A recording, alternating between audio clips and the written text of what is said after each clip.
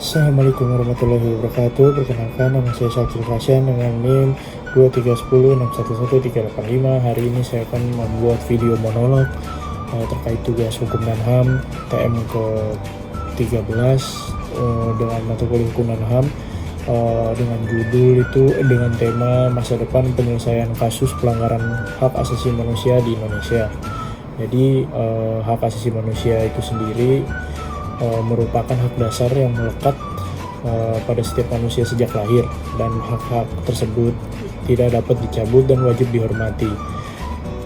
Dalam konteks di Indonesia, di negara Indonesia, perlindungan HAM itu sendiri sudah diatur dalam Undang-Undang Dasar 1945 khususnya pada pasal 28A sampai J, serta diperkuat melalui Undang-Undang Nomor 39 Tahun 99 tentang hak asasi manusia. Dan meskipun demikian, perjalanan penegakan HAM di Indonesia itu masih menghadapi berbagai tantangan.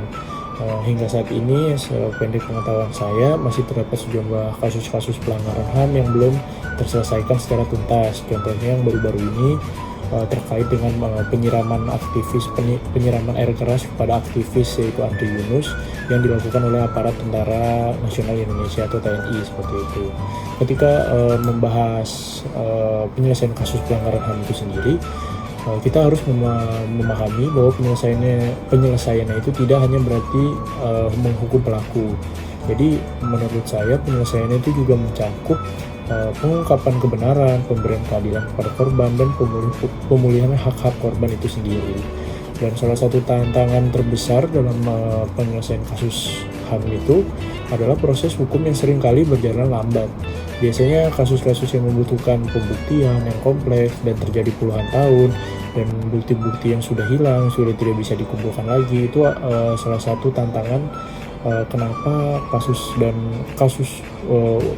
terkait HAM ini termasuk lambat dilakukan persidangan atau dituntaskan lah, seperti itu. Dan apalagi sekarang perkembangan teknologi menurut saya itu udah mendukung proses penegakan HAM. Jadi dengan teknologi informasi ini kita bisa mendokumentasikan kasus lebih jadi baik, mempermudah pengumpulan data, dan memperluas akses masyarakat terkait apa itu HAM, dan bisa mengakses mengenai hak asasi manusia itu sendiri, seperti itu. Dan penguatan lembaga-lembaga hak asasi manusia seperti Komisi Nasional Hak Asasi Manusia atau Komnas HAM itu adalah menjadi salah satu faktor yang penting dalam menyelesaikan kasus-kasus masa depan. Jadi menurut saya Komnas HAM sendiri itu adalah salah satu badan dari lembaga-lembaga negara yang memiliki kekuatan dan peran strategis dalam melakukan penyelidikan, memberikan rekomendasi, memberikan penyuluhan, dan pembekalan untuk menindaklanjuti dan mengurangi pelanggaran HAM di Indonesia. Dan selain itu, kerjasama antara pemerintah itu juga sangat penting menurut saya, karena lembaga penegak hukum, akademisi, dan organisasi juga turut membantu mencegah dan bisa mengurangi adanya terjadinya kasus-kasus HAM di Indonesia, seperti itu. Dan selanjutnya, kalau menurut saya pendekatan keadilan tradisional atau traditional justice juga menjadi salah satu solusi, yaitu keadilan transisional merupakan upaya untuk menyelesaikan pelanggaran hak asasi manusia masa lalu melalui berbagai proses mekanisme seperti pengungkapan kebenaran, reparasi bagi korban, reformasi kelembagaan, dan proses hukum terhadap pihak yang bertanggung jawab. Dan menurut saya pendekatan ini juga digunakan di berbagai negara yang pernah mengalami konflik atau pelanggaran HAM berat, seperti itu. Dan lanjut, kalau menurut saya juga dalam konteks Indonesia atau negara ini, pemerintah Indonesia ini telah menunjukkan beberapa langkah untuk menangani pelanggaran HAM yang terjadi di masa lalu. Tapi upaya tersebut menurut saya masih perlu ditingkatkan agar dapat memenuhi harapan para korban dan para keluarga dan para masyarakat juga yang ingin mengetahui bagaimana kasus ini dijalankan seadil-adil mungkin, seperti itu. Dan kalau menurut saya juga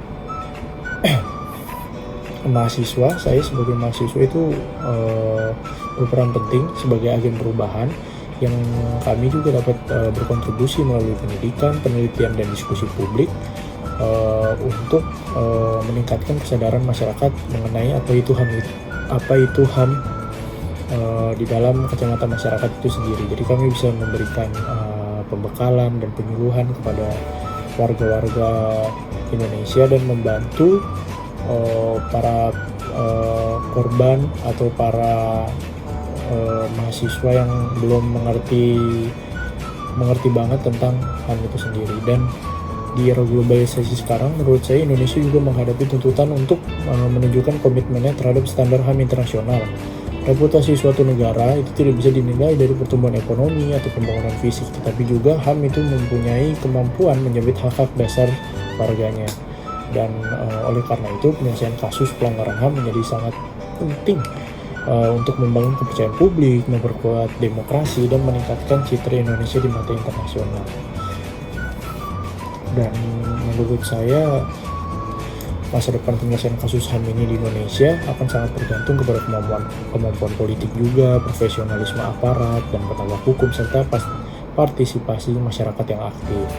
Dan kesimpulan dari saya sebagai penutup, dapat disimpulkan bahwasanya masa depan Indonesia dalam penyelesaian kasus pelanggaran HAM masih menghadapi berbagai tantangan, tetapi juga memiliki peluang yang menjanjikan. Penguatan sistem hukum, peningkatan kesadaran masyarakat, pemanfaatan teknologi, dukungan terhadap lembaga, serta pelibatan generasi muda seperti mahasiswa, itu adalah faktor-faktor yang penting yang dapat mendorong terwujudnya keadilan bagi para korban. Dengan komitmen bersama, insya Allah kita bisa dapat membangun masa depan yang lebih demokratis, berkeadilan, dan menghormati hak asasi setiap manusia. Sekian dari kami, sekian dari saya. Wabillahi taufiq wal hidayah. Bila ada kekurangan mohon maaf. Wabillahi taufiq wal hidayah. Wassalamualaikum warahmatullahi wabarakatuh.